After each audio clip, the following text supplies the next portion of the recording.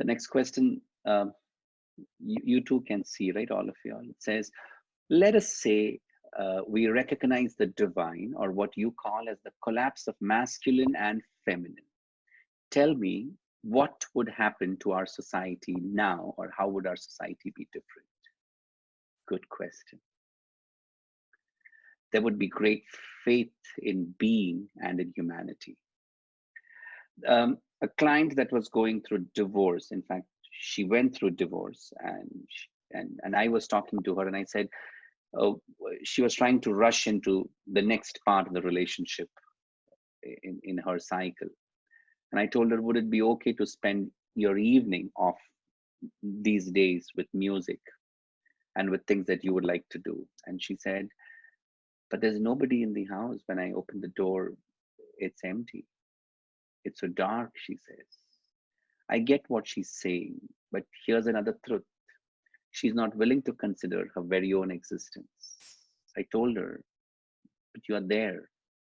And for her, the I am nobody feeling was more. And that's exactly what we are saying. That's the whole point, the integration of the mind and the body, and to be okay with the masculine and the feminine energy within self first, before you seek that relationship outside. The sense of being someone, the beingness is the feminine, and the masculine takes that being into the world, into deeper levels of faith.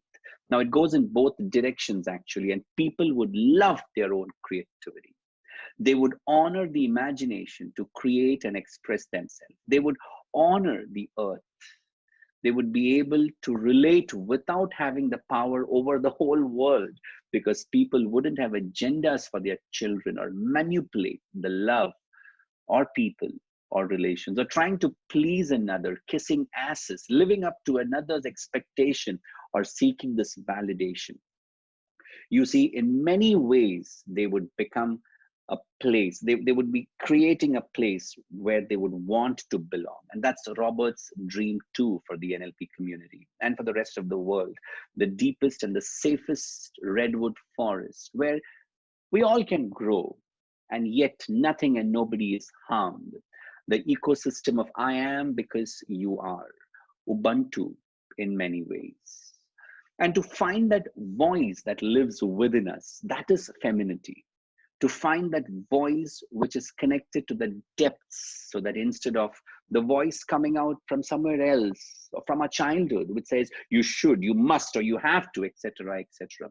And when that happens, to live to live that dream, a brand new masculinity, it comes into partner. The same thing with masculine. The more masculinity comes, the more the feminine begins to manifest in the dreams of real life.